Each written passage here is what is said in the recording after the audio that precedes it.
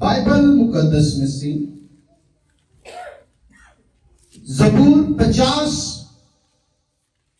और उसकी 22वीं आयत खुदावंद के कलाम में से हम पढ़ेंगे।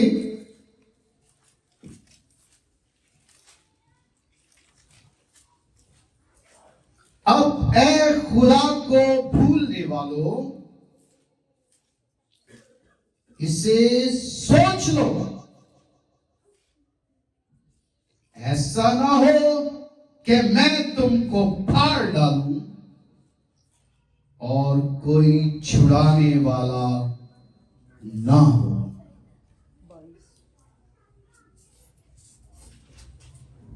अब ऐ खुदा को भूलने वालों, इसे सोच लो, ऐसा ना हो कि मैं तुमको फाड़ डालूं और कोई छुड़ाने वाला ना हो।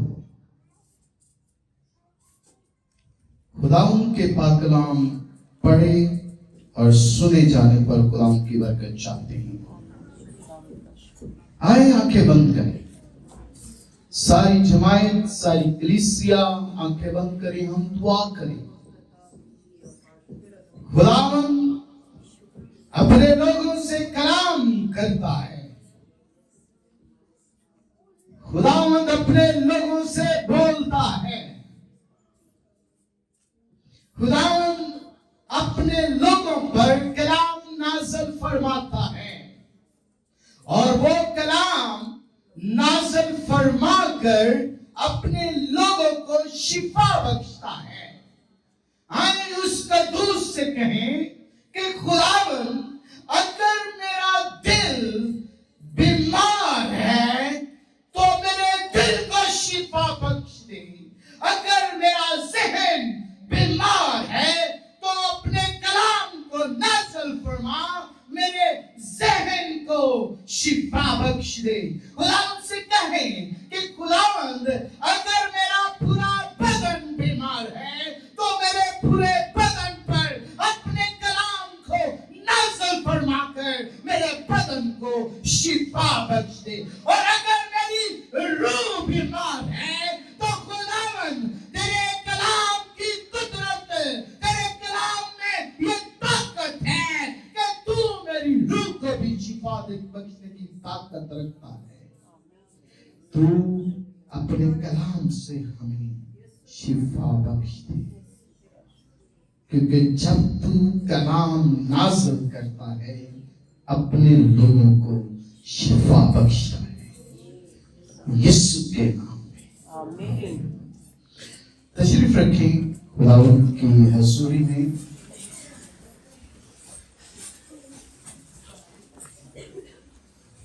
अब ऐ खुदा को भूलने वाला, यहां पर वो जो खुदा को भूलते हैं या खुदा को भूल जाते हैं, खुदा उनके साथ मुखातिब है। खुदा उनसे कलाम कर रहा है और खुदा उनसे बात कर रहा है कि जो तुम भूलने वाले हो, अपने कामों, अपनी बातों में मुझे भूल जाते हो, उसे याद कर लो, इसे सोच लो।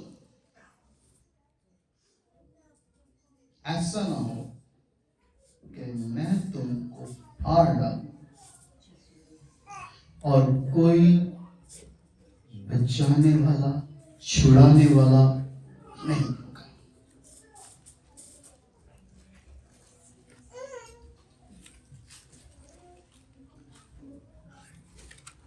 जो खुदा को भूल जाते हैं,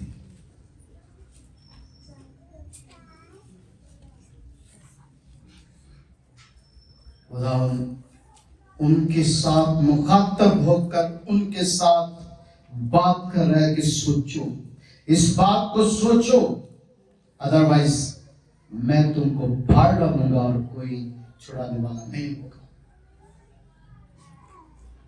खुदा को भूलने वाले लोग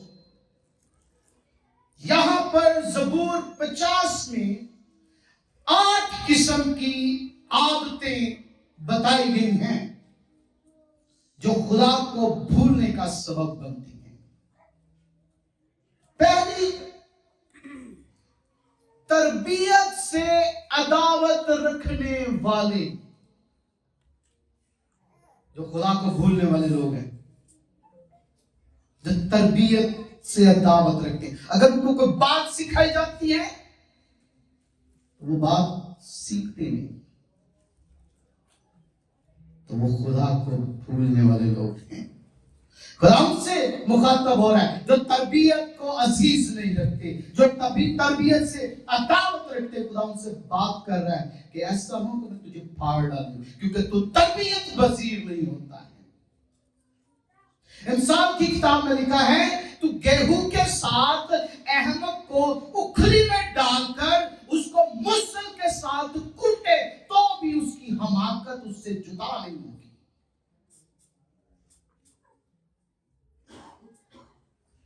तो जो इस किस्म की तरबियत से अदावत रखता है, बाइबल पहली बात उसे अहमक कहती है, और दूसरी बात खुदावंद कह रहे हैं कि मैं तुमको फाड़ दूंगा, मैं तुम्हें फाड़ डालूंगा और कोई छुड़ाने वाला नहीं होगा। एली काहन के बच्चे तरबियत पजीर नहीं होते हैं। एली काहन उनको बुलाता है और कहता है, ऐ मेरे बेटो मेरी बात सुनो, इस पर कान लगाओ, ऐसा ना हो कि तुम खुदा का गुनाह करो, क्योंकि जब आदमी का गुनाह करता है तो उसका इंसाफ खुदा करता है, और अगर आदमी खुदा का गुनाह करे तो फिर उसका इंसाफ कौन करेगा? कौन छुड़ाएगा खुदा के हाथ से? और सेम एज इट इज, ऐसा ही हुआ, खुदा ने उन्हें मारा। बाइबल मुकद्दस में लिखा है, जंग में हिफनी और फिनहास मारे गए। अब खुदा को भूलने, वो समझते थे खुदा हमारे साथ मिल गया है, खुदा खामोश है, खुदा कुछ नहीं कह रहा है। हम में से बहुत से ऐसे जो तरबियत से अदावत रखते हैं, उनको एक मर्तबा सिखाया जाए नहीं मानते, दूसरी मर्तबा सिखाया जाए नहीं मानते, तीसरी मर्तबा सिखाया जाए नहीं मानते। वो कहते हैं शायद मेरे साथ बुरा नहीं हो रहा है तो खुदा मुझे खुली छुट्टी देकर रखी हुई, खुदा ने जो मर्जी कहा। ऐसा नहीं है। तो पहली कैटेगरी के लोग जो तरबियत बजीर नहीं होते और तरबियत से अदावत रखते हैं, जिनको एक मर्तबा सिखाया जाए वो फिर दूसरी तरफ से कर गुजर जाते हैं। भाई पास्टर साहब खड़े, इधर से निकल जाए। कितने लोग मेरी बात समझ रहे हैं? पास्टर साहब चर्च का कायदन है, इबादत का कायदन है। यकीन जानिए, जो तरबियत से अदावत रखता है, खुदावंद उसको आज कहता है, ऐसी सोच, ये तो गलत हरकत कर रहा है,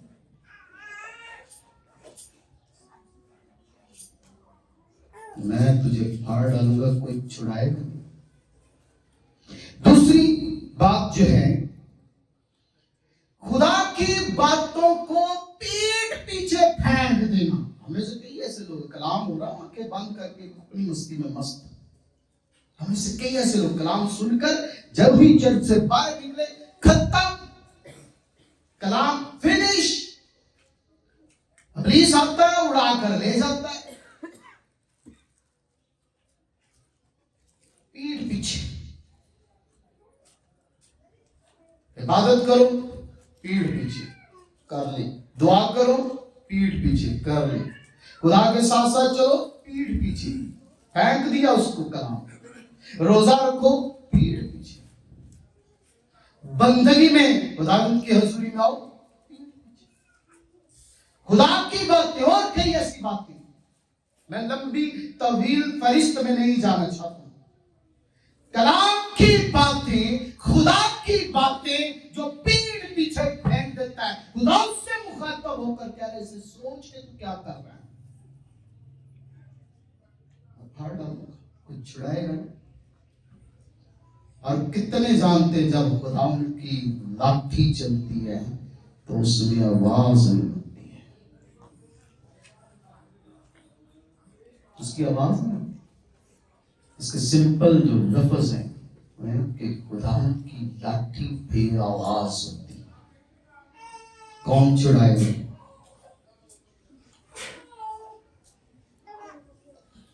तो कलाम की तहकीर करता है वो कामयाब ना होगा। कलाम सुना?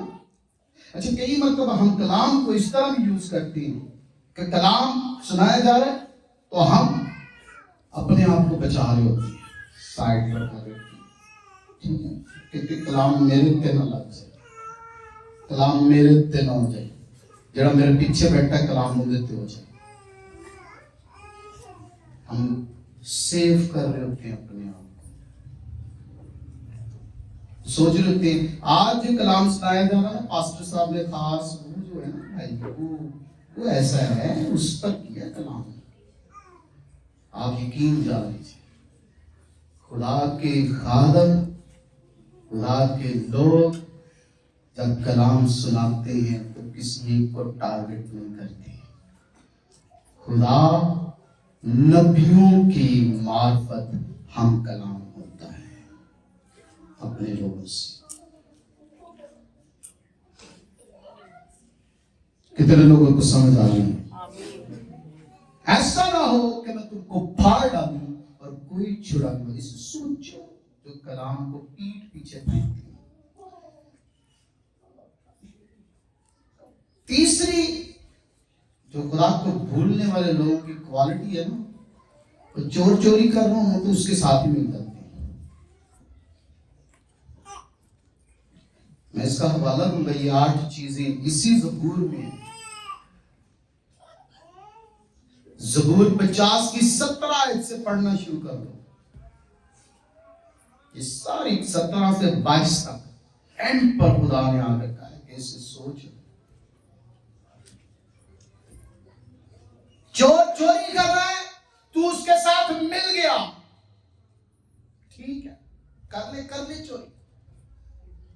आपने अगर चोर को नहीं रोका और चोर के साथ हम मिल गए हैं, समझ ले आप खुदा को भूल गए।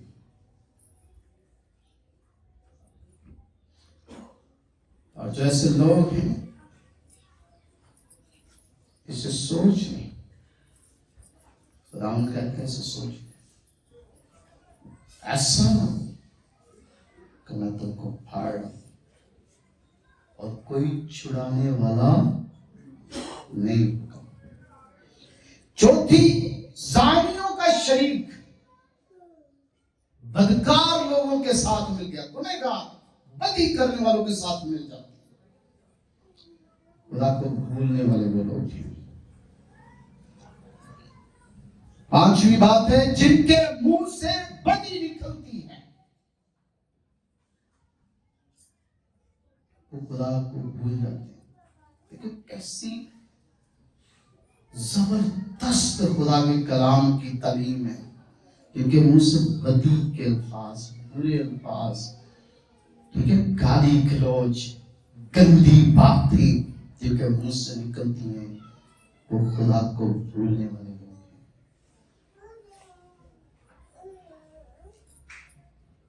छठी बात, जबान फरेब खड़ती है वो खुदा को।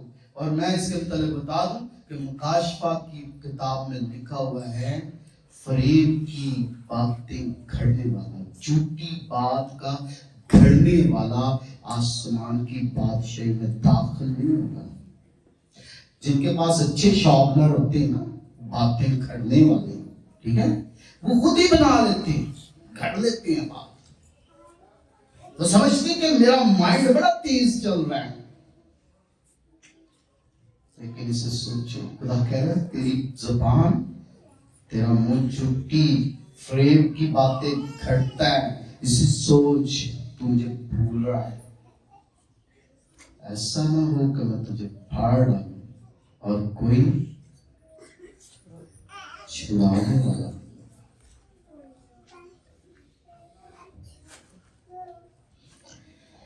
ये 2 पॉइंट जो है 7वां और 8वां, पहला भाई की गैबत और 8वां है मां के बेटे पर तोहमत लगाने।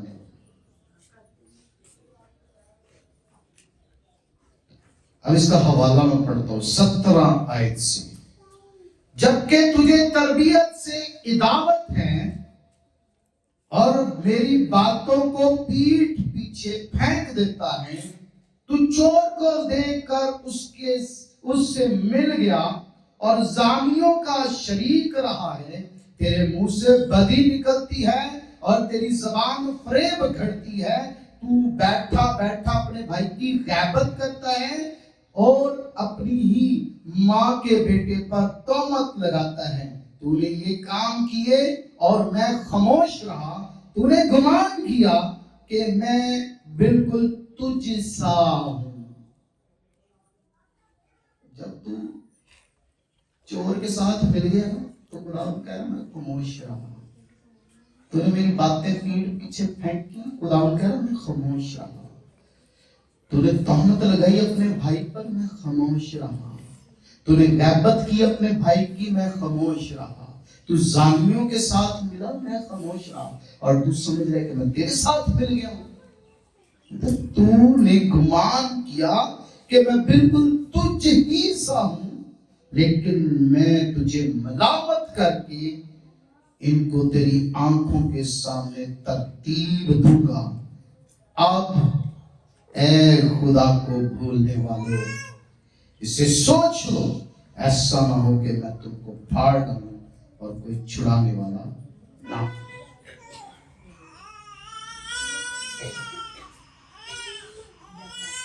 कई मर्तबा हम सोच रहे होते हैं कि हमें कोई नहीं देख रहा। याद रखिए, खुदा देख रहा है। और अगर आपको खुदा बुराई करते, चोरी करते, चोरों के साथ मिलते, पीठ पीछे खुदा का कलाम फेंकते हुए, खुदा आपको कुछ नहीं कह रहा है, तो ये गुमान न करेंगे खुदा मेरे साथ या मुझ साथ हो गया। नेवर, ऐसा नहीं है। सदूम और अमोरा के लोग पता कितना आप साथ बदी बुराई करते हैं। एक दिन आया कि खुदा ने उन पर अज़ाब नाज़िल किया। आमीन। आज कितने लोगों को फील हुआ कि मेरे अंदर इन 8 बातों में से कोई एक बात है? इन 8 बातों में से एक बात है, तो हम खुदा को एक भी बात, 8 बातें मैं जब पढ़ रहा था तो मैं सोच रहा था कि मेरे अंदर कौन कौन सी बात है।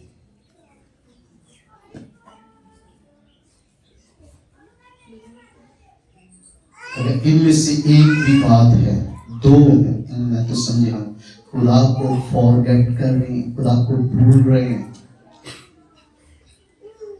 और खुदा के भूलने वालों की सजा होलना, इब्नी और फिनहास की सजा के बराबर। आमीन, आमीन, आमीन। सजा पर आमीन करना औखा लग रहा है ना,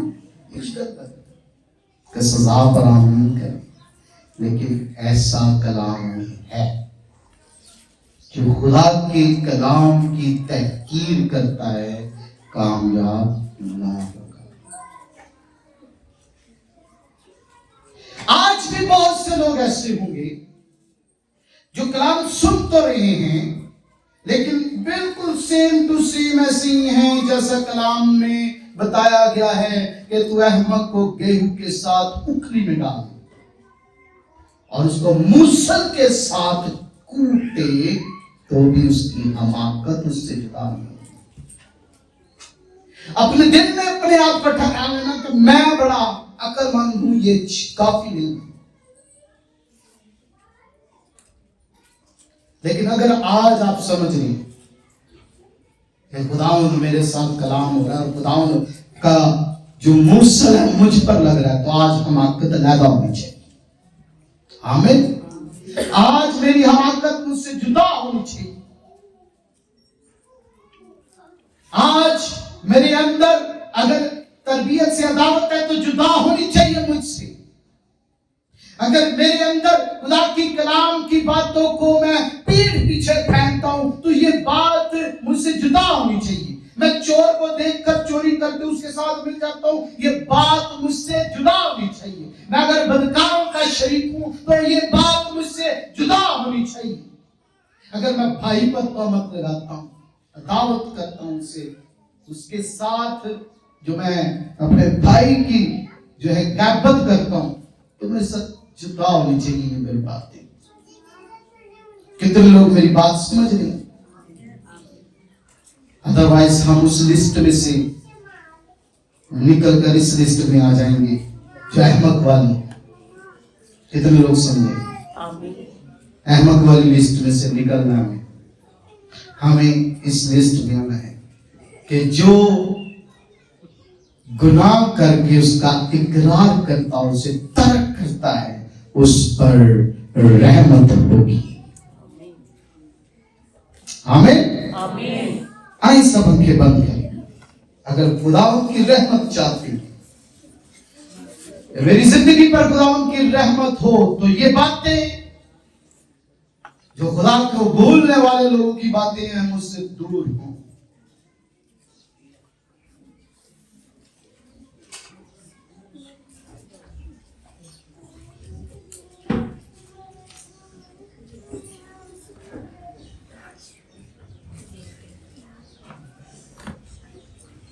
In the name of Jesus.